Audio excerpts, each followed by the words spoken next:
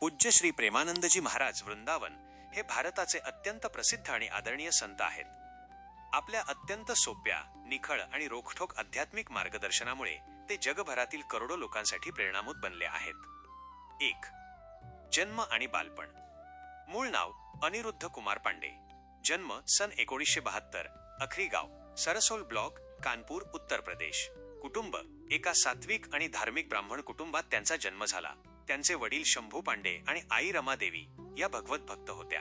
लहानपणापासूनच त्यांना धार्मिक ग्रंथ वाचण्याची आणि भक्तीची आवड होती. 2. संन्यास आणि आध्यात्मिक प्रवास. घराचा त्याग. वयाच्या अवघ्या 13व्या वर्षी त्यांनी ईश्वराच्या शोधात गृहत्याग केला आणि संन्यासाचा मार्ग स्वीकारला. गंगा किनारी तपश्चर्या. सुरुवातीच्या काळात त्यांनी वाराणसीमध्ये गंगा नदीच्या काठी कडक तपश्चर्या केली. ते दिवसभर ध्यानधारणा करत आणि अन्नाऐवजी केवळ गंगेचे पाणी व नैवेद्य स्वीकारत असत. वृंदावन आगमन. एका संतांच्या सांगण्यावरून आणि श्री राधाराणींच्या इच्छेने ते वृंदावनात आले.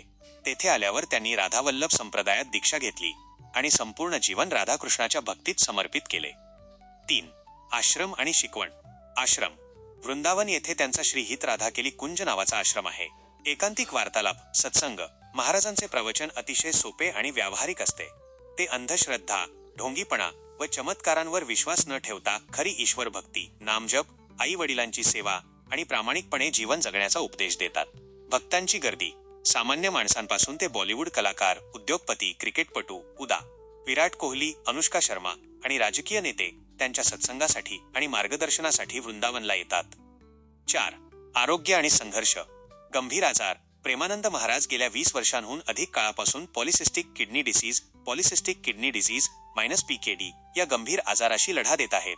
नियमित डायलिसिस. त्यांच्या दोन्ही किडन्या निकामी झालेल्या असून त्यांच्यावर नियमित डायलिसिस उपचार सुरू असतात. सकारात्मकता.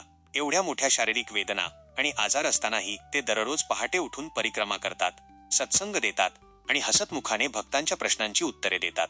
5. प्रमुख विचार व संदेश. नामजप.